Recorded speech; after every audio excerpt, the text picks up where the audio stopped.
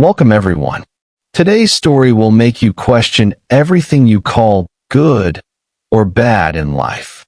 Stay with this story till the end. Your perspective may change forever.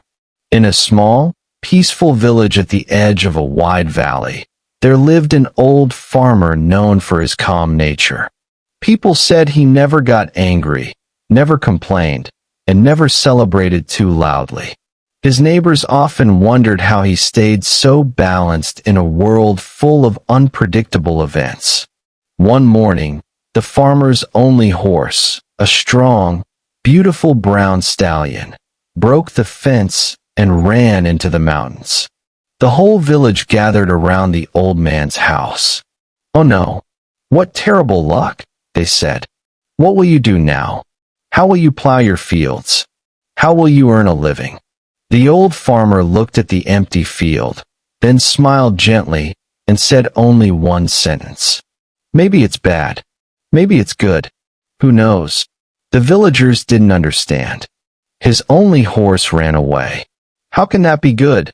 they whispered. But they left, shaking their heads. 3 days later, something unexpected happened. The farmer's horse returned, and not alone. Beside him were 3 wild horses, strong and majestic. The villagers came running again. "Wow, what amazing luck! You lost 1 horse and got 3 more. You're the luckiest man in the whole valley." The farmer gently touched the horse's manes and said the same calm words. "Maybe it's good. Maybe it's bad. Who knows?" The villagers were confused again. "This old man is strange," they whispered. "He can't even celebrate properly." A week later, the farmer's only son tried to ride one of the wild horses. The horse became frightened, jumped violently, and threw the boy onto the ground. His leg broke badly. He screamed in pain. The villagers rushed toward the house. "Oh no, this is terrible," they said. "Your son cannot walk. He cannot work. This is the worst luck a father could have." The farmer sat beside his son, placing a calm hand on his shoulder. With gentle eyes, he said the same sentence. "Maybe it's bad. Maybe it's good. Who knows?" The villagers were now angry. Is he joking? His son is hurt. What kind of man talks like this? He doesn't understand real pain. But the farmer said nothing more. He simply took care of his injured boy for the next few weeks. Then something happened that changed everything. A war broke out in the kingdom. Soldiers entered every village and took all the young men to the battlefield. Mothers cried, fathers protested, and families begged the soldiers to spare their sons. But the king's orders were strict. Every young man must join the army. Except one.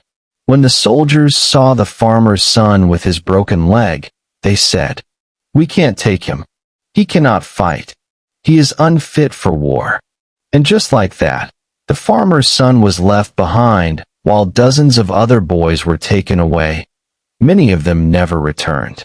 The villagers came once again to the old farmer's house. But this time, their eyes were filled with respect, not confusion. "You were right," they said. "What seemed bad turned out to be good. What seemed good later became bad. You always understood life better than us." The old farmer looked at the sunset, warm and golden over the fields, and finally explained. Everything that happens is like a single page of a very long book. You cannot understand the whole story by reading only one page. So never judge life too quickly. He paused, watching his injured son smile gently beside him. Life is always changing. What seems bad today may become a blessing tomorrow. What seems good today may bring challenges later. So stay calm, stay patient, and trust the journey. The villagers stood silently, absorbing his wisdom. From that day on, whenever something happened in the village, good or bad, people remembered the old farmer's voice. Maybe it's good. Maybe it's bad. Who knows? And slowly, their lives changed. They judged less, worried less, and trusted more. Because they finally understood.